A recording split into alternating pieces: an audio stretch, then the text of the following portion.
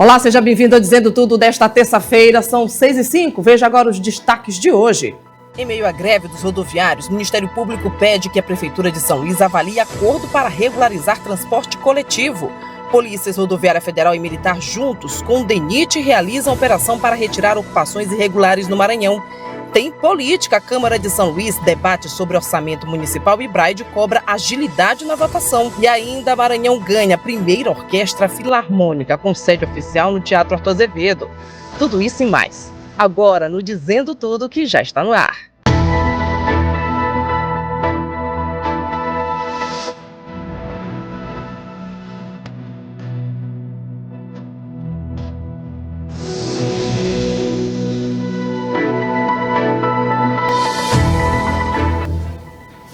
Boa noite para você. Terminou sem acordo mais uma audiência entre rodoviários e empresas de transporte coletivo na manhã de hoje. Foi realizada, inclusive, pelo Tribunal Regional do Trabalho. Com isso, a greve dos trabalhadores do transporte público da Grande São Luís, que chegou ao 5º dia, continua.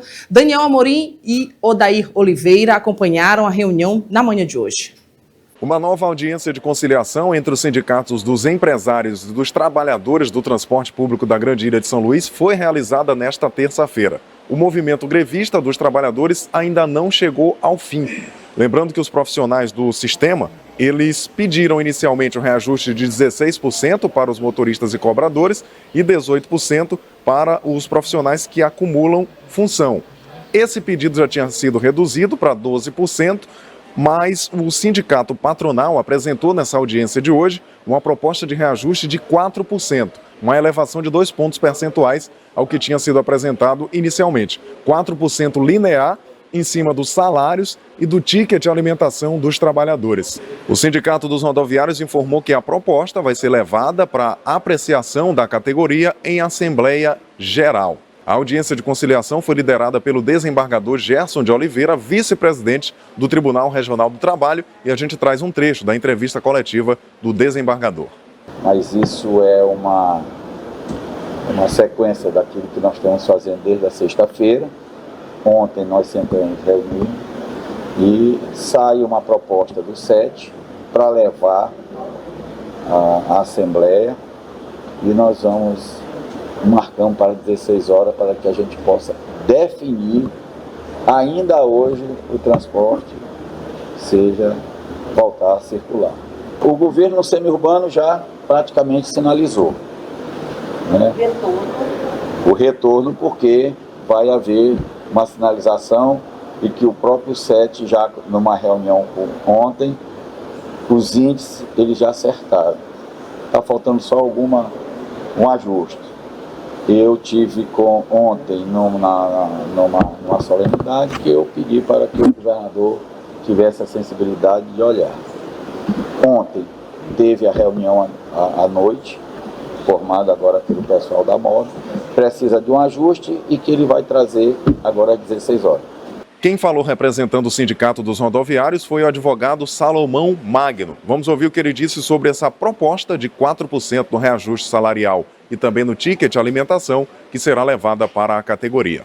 Olha, a proposta ela chegou agora, então nós vamos, diante dessa contraproposta, agora para o sindicato, vamos recalcular, apresentar para os trabalhadores, né? Porque o que os trabalhadores sempre primam é a inflação e também ganho real.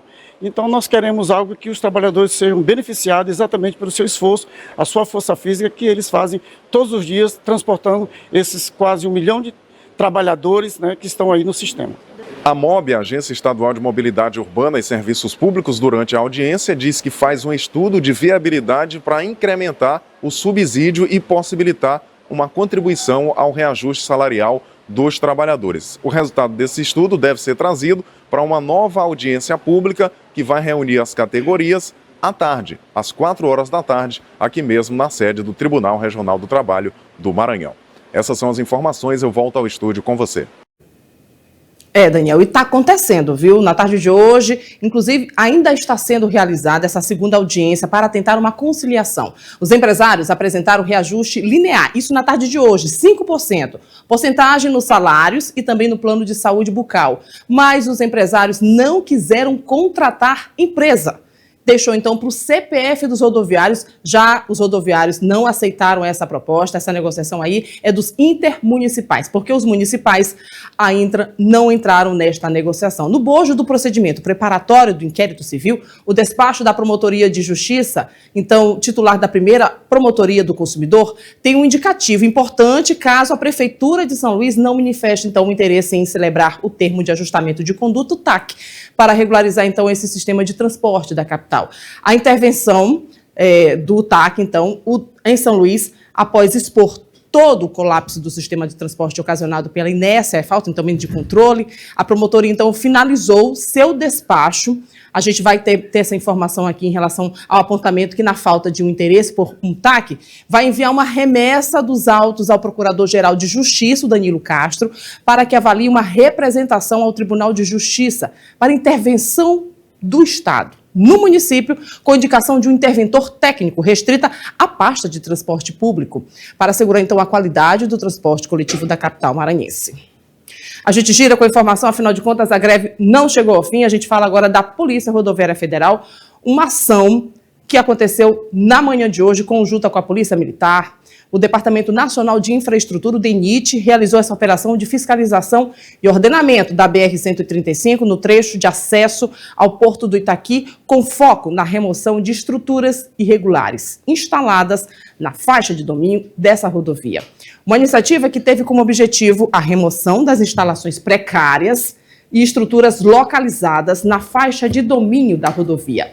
Área pública destinada exclusivamente à segurança e à operação da via. Uma operação que visa, então, garantir a segurança viária, a recuperação da área pública que vinha sendo ocupada indevidamente. Durante essa ação, as equipes promoveram, então, o desmonte das estruturas, a desobstrução da área, restabelecendo condições adequadas de segurança nesse trecho. A medida também contribuiu para coibir práticas ilícitas associadas ao uso irregular da faixa de domínio, especialmente ocorrências de furtos de cargas registradas nessa região. A gente trouxe aqui, inclusive, no Dizendo Tudo, essas informações, incluindo abordagens de caminhões com subtração de grãos fertilizantes. E a gente trouxe também uma operação que foi realizada em conjunto com a Polícia Militar, que deflagrou, então, a prisão de várias pessoas envolvidas neste tipo de crime. A gente muda o assunto, fala aqui sobre estações técnicas. Inclusive, na verdade, é um seminário de gestores e multiplicadores das estações TEC, que fortalece, então, a governança, a inclusão digital no Maranhão. Para falar sobre esse assunto, Nicole Pinheiro Bezerra, coordenadora das estações TEC. Muito obrigada, então, por sua presença, trazer detalhes, e algo que é muito presente na vida de muitos, cada vez mais, inclusive, a gente está aqui no cenário virtual. É um cenário de realidade aumentada que a gente tem visto isso cada vez mais nas nossas vidas. Como é que está sendo, então? Muito obrigada, boa noite para você. Como é que está sendo, então, esse seminário? Boa noite. Então, o seminário ele começa amanhã, vai até sexta-feira, e a ideia é juntar aí mais ou menos 33 municípios para discutir, fortalecer a governança das estações TEC, na ideia aí da municipalização, e também trazer a capacitação, um treinamento para essas pessoas que vão ficar à frente desses espaços, que são espaços tecnológicos espalhados aí pelo Maranhão, que trazem a capacitação e a construção de soluções com base nos saberes locais. Sabendo que a gente já tem um trabalho realizado, já existem estações TEC em funcionamento, em andamento, que têm atendido comunidades, que têm feito, inclusive, diferença dentro de comunidades, por exemplo, na periferia. Como é que vai ser, então, essa soma do que vocês já estão realizando? Com certeza. A gente tem hoje mais ou menos 53 estações TEC espalhadas pelo Maranhão, e inclusive em zonas quilombolas, periféricas, e faz muita diferença dentro das comunidades, desde ali da informática básica, que é o mais básico e é o que eles mais pedem, ao marketing digital, a produção de conteúdo, que é o que hoje os jovens mais gostam, né? Então a gente vê que realmente tem impacto na comunidade periférica, tanto de São Luís como no Maranhão como um todo. Muda vidas e vocês têm mudado. Como é que tem sido resultado para a abertura no mercado de trabalho? Que eu sei que isso também ajuda bastante, não é isso? Exatamente. Muitos dos alunos que passam pela Estação TEC, eles passam também por outras ações da SECT, né? Então, a gente tem o Trilhas, que é uma capacitação mais, com bolsas mais voltada ainda para o mercado de trabalho e tecnologia. A gente tem espaços de subvenção também para pessoas que querem aí construir seu empreendedorismo assim, no mercado, né? Então a ideia é que a Estação Tech ela seja o ponto de partida para que essas pessoas elas possam acessar outras políticas públicas, não só na área da tecnologia, mas em outras áreas também. É uma abertura mesmo. Amanhã começa então um seminário. São mais de 30 municípios. Quem vai participar? Quem pode participar? Como é que está essa distribuição? A gente vai receber aí 33 municípios, mais ou menos 90 pessoas, e essas pessoas elas são geralmente indicadas pelo município como multiplicadores e gestores desses espaços. Então é um evento voltado para essas pessoas que vão estar à frente, fazendo a mediação entre Estado e comunidade, né? E além disso a gente recebe também algumas instituições, como a UFMA, que são parceiros do governo do Estado na produção desse conhecimento. E a partir daí, o que se espera em relação ao resultado? Na prática, um seminário que leva informações, conhecimento, capacitação e tem resultados. Exatamente. Ao final desse seminário, a gente vai ter uma plenária, e essa plenária ela vai tratar aí das possibilidades das estações Tech, para onde a gente quer ir com a Estação Tech, né? Porque é um programa novo, a gente ainda está querendo pensar quais os impactos maiores, a gente sabe que já está trazendo impacto, mas o que mais ela pode trazer. E a ideia é a gente finalizar esse evento dessa forma, entendendo esses impactos e as possibilidades da Estação Tech, porque é um mecanismo muito importante, muito político, né? A gente agradece então a sua presença, muito obrigado pelo esclarecimento. Sei que muita gente vai procurar, inclusive, porque é algo muito presente e muita gente tem curiosidade em saber esse mundo que ainda tem muito a descobrir, não é isso? Exatamente, a gente espera que procurem mesmo, a gente está esperando vocês. Obrigada, viu? Obrigada.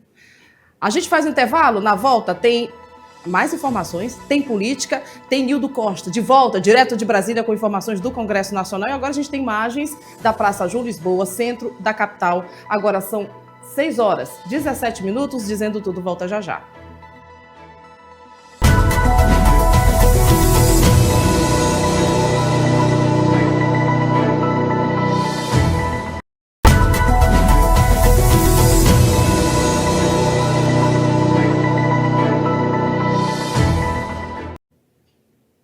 De volta com o Dizendo Tudo, são 6h19, a gente volta falando de política, daqui a pouco tem Câmara, tem informações também atualizadas sobre a Assembleia, mas a gente está de volta agora para falar com Nildo Costa. Ele tem informações para a gente direto de Brasília, já com ele, o deputado federal Alan Garcês. Nildo, seja muito bem-vindo, de volta então, e com muito trabalho. Boa noite, Nildo.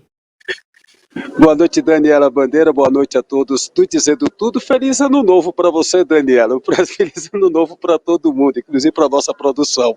Daniela, voltando aqui os trabalhos, né? Câmara dos Deputados, ontem na sua primeira sessão de 2026, já aprovou uma proposta interessante, que é a medida provisória Gás do Povo, né? Que regulamenta o Vale Gás, né?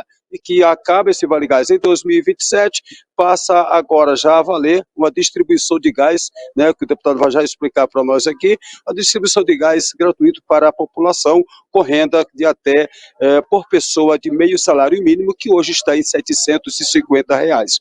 Né? Então, foi aprovado isso ontem. Hoje, a sessão aqui, a Câmara já voltou de novo, está em uma marcha lenta novamente, segundo dia, mas está em uma marcha lenta, aprovado agora há pouco, em a sessão, aprovada aqui 16 mil cargos para o Ministério da Educação e outros 1.500 cargos para o Ministério da Gestão e da Inovação em Serviços Públicos, né, e cria também o Instituto Federal do Sertão Paraibano. Isso aqui é uma pauta que atende é um sinal do governo do Palácio do Planalto ao presidente aqui da Câmara, Hugo Mota, que ficou feliz demais pelo jeito ali do seu discurso aqui na mesa diretora do plenário Ulisses Guimarães. Mas, bom, estamos aqui com o deputado Alan Garcês, do PP do Maranhão. Ele fala para a gente sobre essa importância dessa proposta aprovada ontem aqui por vocês, que regulamenta esse programa e que agora vai ter ali no cartão, né, a pessoa dentro dos critérios estabelecidos para receber gás gratuitamente. Importante, né, deputado? Boa noite. Bem-vindo aqui ao Dizendo Tudo. Daniela Bandeira, nossa âncora, lá em São Luís do Maranhão. Boa noite, Daniela. É uma proposta importante, porque vem beneficiar o povo carente, as pessoas mais necessitadas. Eu sou oposição, mas a gente tem que fazer uma oposição com responsabilidade. Não é uma oposição vulgar, uma oposição leviana apenas por ser. É uma proposta boa que foi lançada, diga-se de passagem, no governo Bolsonaro. No governo Bolsonaro era o auxílio gás, que foi criado no governo Bolsonaro, mas era uma proposta que ainda precisava regulamentar, que agora o governo está regulamentando a proposta que foi criada, que era o auxílio gás e agora é o gás do povo, não é isso?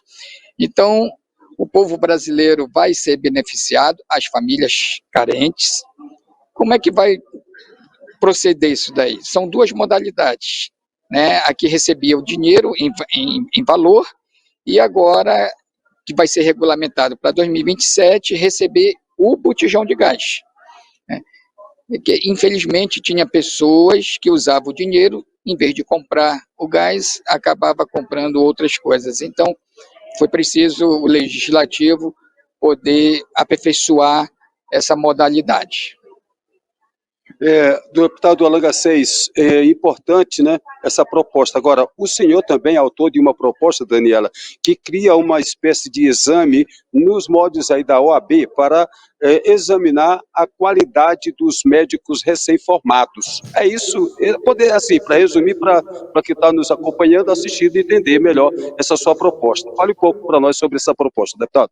Exatamente, esse projeto de lei ele se chama Exame de Proficiência Médica, que é semelhante ao que hoje a OAB já executa. Essa proposta, ela vem avaliar a formação do médico, ela não está avaliando as escolas, as universidades médicas. Esse aí já é do âmbito do Ministério da Educação, do Executivo, eles é que vão avaliar as escolas. O Conselho Federal de Medicina, com o nosso projeto, que eu sou autor desse projeto, exatamente para avaliar a formação médica. Infelizmente, recentemente, nós tivemos um dado triste. O MEC aplicou uma avaliação de habilidade chamado ENAMED e 30% das universidades que realizaram com seus alunos esse exame, 30% tiveram o conceito 1 e 2, ou seja, foram reprovados. E desses 30%, 90% são de escolas privadas, universidades particulares. O que força mais ainda a gente ter a certeza que o exame de avaliação do médico é extremamente necessário. Nós temos responsabilidade com a vida. Nós temos que colocar no mercado, no mínimo, bons médicos, de bom para excelente. A gente não pode colocar um médico, por exemplo, que tirou 0 nessa avaliação para cuidar do povo brasileiro. E aí fica a pergunta, você que está nos vendo, você colocaria a sua própria vida, a vida da sua mãe, do seu pai, de qualquer familiar que você ama, para ser cuidado por um médico mal formado, para ser cuidado por um médico que tirou nota 0? Então, o exame de proficiência é importante. É importante. Deputado, para finalizar, a gente agradece já aqui a sua participação aqui no Dizendo Tudo. Como o senhor avalia esse início de trabalho, essas pautas prioritárias apresentadas tanto pelo Executivo, né, que traz aí o combate ao feminicídio, né, que tem aí outras pautas, né, a PEC da Segurança Pública, e como é que o senhor avalia essas prioridades também apresentadas pelo presidente da Câmara, Hugo Mota? Eu acho muito importante, teremos muito trabalho. A gente também vai lutar para que a pauta da dosimetria, do veto do presidente aos injustiçados presos no 8 de janeiro, a gente possa também pautar. Então, o semestre promete, está um pouco apertado, tem as eleições, tem também a Copa do Mundo, mas a gente vai avançar com essas pautas prioritárias e, se Deus quiser, vamos cuidar também dos injustiçados presos no 8 de janeiro. Tá certo. Obrigado, deputado Alan Garcês, por sua participação aqui no Dizendo Tudo. Só para fechar aqui, Daniela, nos próximos dias, a presidente do Tribunal Superior Eleitoral, a ministra Carmen Lúcia, vai lançar uma cartilha, uma lista com regras para os magistrados dos tribunais regionais eleitorais, que eles não vão poder participar de festas, encontros, receber algum tipo de presentes, favores, não podem aparecer nas redes sociais ao lado de candidatos, enfim, outras regras. Por falar em regras, aí fica uma dúvida, hoje eu fico até me perguntando, né, falo de jornalista assim, né, sabe como é que é? Será que ela é relatora, a ministra Carmen Lúcia já é relatora do Código de Conduta e Ética para os ministros do Supremo Tribunal Federal, lançado pelo ministro-presidente Edson Fachin. E eu disse, será que isso já é um rascunho? Deputado, eu vou aproveitar até o que o senhor rapidinho. Será um rascunho já para esse Código de Ética e Conduta do Supremo? Olha, isso é necessário. Isso é necessário porque o povo brasileiro está sofrendo as consequências de alguns desmandos. É necessário. Tá certo, tá aí. Então a ministra Carmen Lúcia vai apresentar essa cartilha. Agora, vale lembrar, Daniela, vale lembrar que a gente eu não posso esquecer, né? Jamais. O jornalista que não guarda segredo, né? A própria ministra Carmen Lúcia já mostrou aí vídeos dela em várias festas por aí, festas sociais, ao lado de cantoras e tudo mais. Então, é bom ela mesma agora fazer o que Edson Fachin, o presidente do Supremo Tribunal Federal, Edson Fachin já disse, aquela autocobrança, até outra palavra que ele falou, né, que era para o próprio Supremo se autoexaminar e corrigir seus próprios erros. Eu volto aos estúdios com você, Daniela Bandeira. É isso mesmo, Nildo. Obrigado por sua participação. O pau que dá em Chico tem que dar em Francisco também. A gente volta amanhã. E olha, o Tribunal de Justiça do Maranhão vai escolher amanhã, então, a cúpula, então, em relação à votação, através dessa votação de desembargadores, desembargadoras, a mesa diretora do Judiciário Estadual para o biênio 2026-2028, uma sessão plenária administrativa a ser conduzida pelo presidente do órgão, desembargador Frois Sobrinho, e vai definir os futuros presidente, vice-presidente do Tribunal de Justiça, corregedor-geral do Foro Extrajudicial, a partir das 9 da manhã, isso aí, viu? Lá no Tribunal de Justiça. Para cada cargo em disputa, a gente vai ter 2 desembargadores concorrendo. Para o cargo de presidente estão inscritos os desembargadores José Luiz Almeida, Ricardo Ailib. Já para vice-presidente estão inscritos os desembargadores Tairone Silva e Gervásio Protásio. Em seguida, vai haver então uma eleição para corregedor-geral de Justiça, que tem como inscritos os desembargadores Gonçalo de Souza Filho, Raimundo Barros, e vão concorrer ao cargo de corregedora do Foro Especial Extrajudicial as desembargadoras Sônia Amaral e Ângela Salazar. Agora a gente fala da Câmara. O primeiro suplente de vereador do PSB, Pavão Filho, assumiu o mandato ontem.